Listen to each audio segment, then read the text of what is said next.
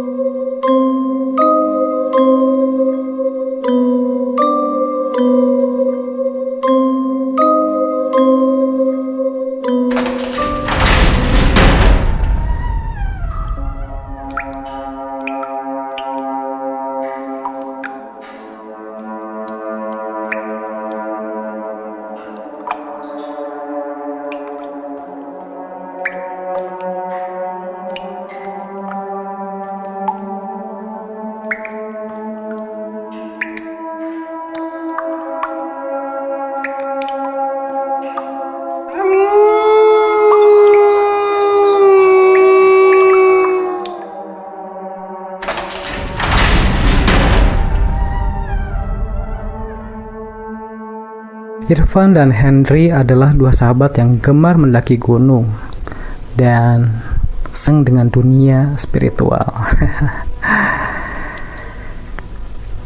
Malam itu mereka memutuskan untuk mendaki gunung daerah Pasir Impun.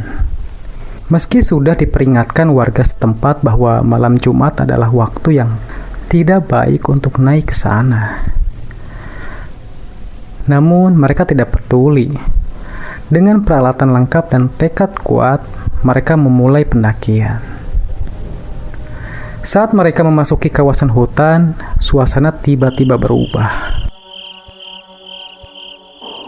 Angin bertiup lebih kencang dan suara-suara aneh mulai terdengar, seperti bisikan samar dari balik pepohonan. Sumpah, merinding gue, ujar Irfan. Ah, sugesti lu aja, jawab Henry. Meski dalam hatinya ia juga mulai merasa tidak nyaman.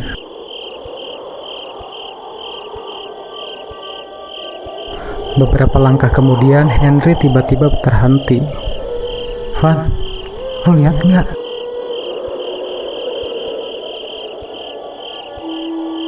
Irfan menoleh dan tertegun. Di antara pepohonan terlihat sosok wanita berbaju putih dengan rambut panjang menutupi wajahnya. Ia berdiri diam menghadap mereka.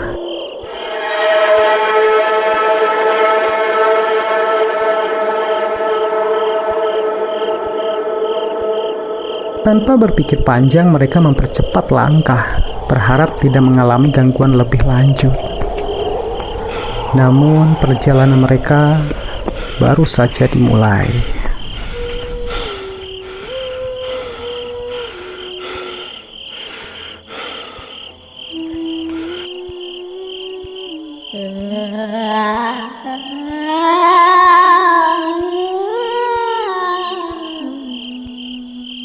Setelah beberapa jam mendaki, mereka memutuskan untuk beristirahat sejenak. Hutan semakin gelap, hanya diterangi oleh cahaya senter mereka. Tiba-tiba terdengar suara tangisan pelan di kejauhan.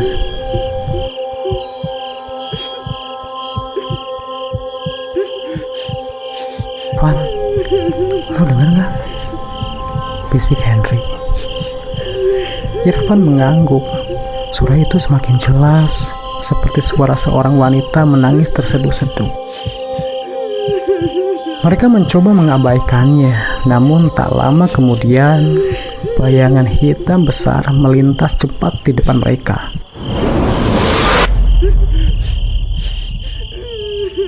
Irfan dan Henry langsung berlari tanpa menoleh ke belakang.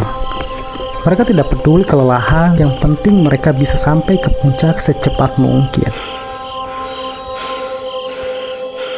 Namun yang menunggu di atas lebih mengerikan dari yang mereka bayangkan.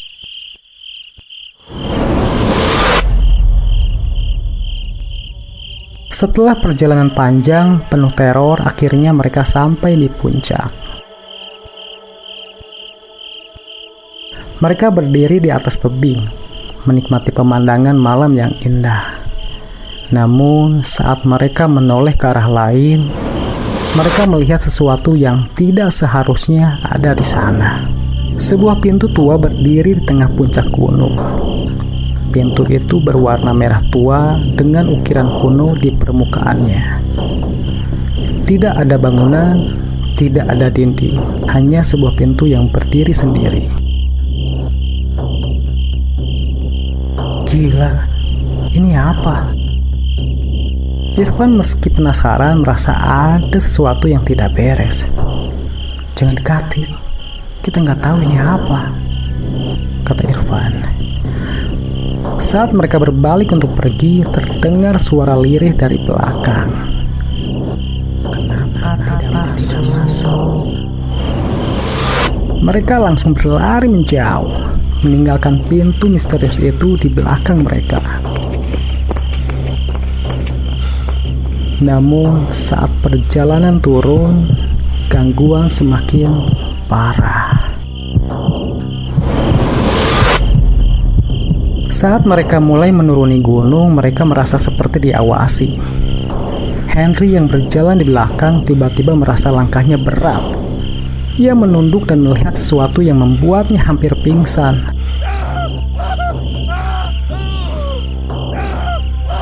Tangan pucat mencengkram kakinya dari balik tanah. Henry menjerit dan menendang sekuat tenaga. Saat ia melihat ke depan, Irfan sudah berlari meninggalkannya. Namun di tengah perjalanan, Irfan mendengar suara langkah kaki tambahan di belakangnya. Ia berhenti dan menoleh.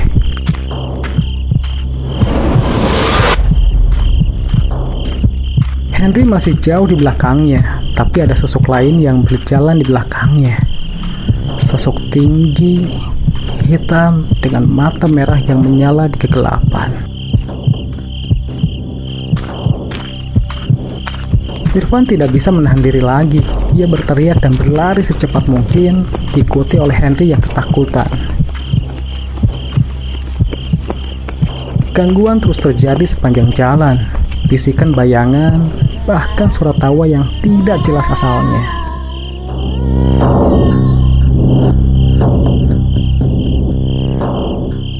Akhirnya mereka berhasil keluar dari hutan dan kembali ke rumah masing-masing.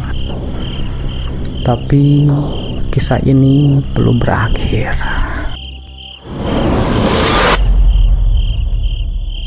Malam itu, Irfan tertidur dengan tubuh kelelahan. Namun dalam tidurnya ia bermimpi sesuatu yang terasa terlalu nyata. Ia berdiri di tengah hutan yang gelap. Di depannya ada seekor ular raksasa dengan mata merah menyala. Di samping ular itu berdiri seorang nenek tua dengan pakaian kumal dan rambut panjang berantakan. Nenek itu tersenyum padanya.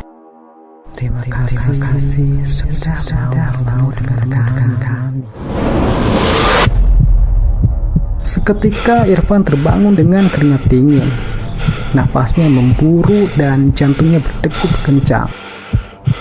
Mimpi itu terasa begitu nyata, seolah nenek itu benar-benar berbicara kepadanya.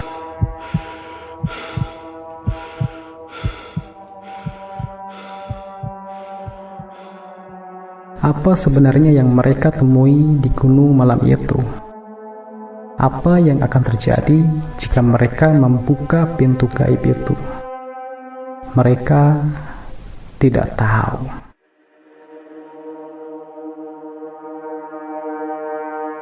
Kadang bukan kita yang mencari dunia lain, tapi dunia lain yang mencari kita.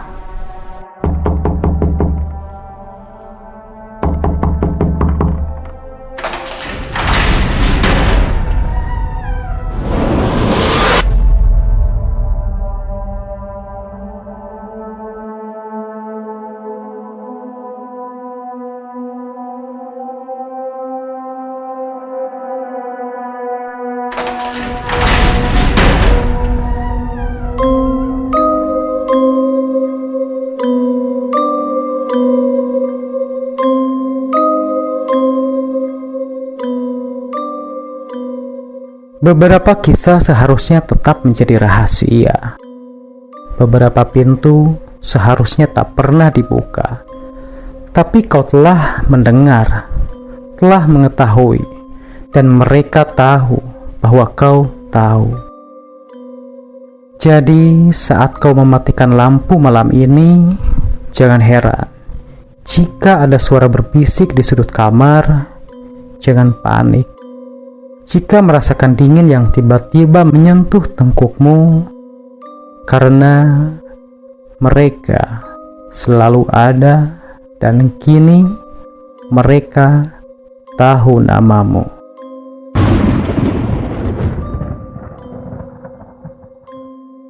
Saya pamit dan kita akan bertemu kembali bersama The Ops Crew. Semoga kau tidak sendirian. Wassalamualaikum warahmatullahi wabarakatuh.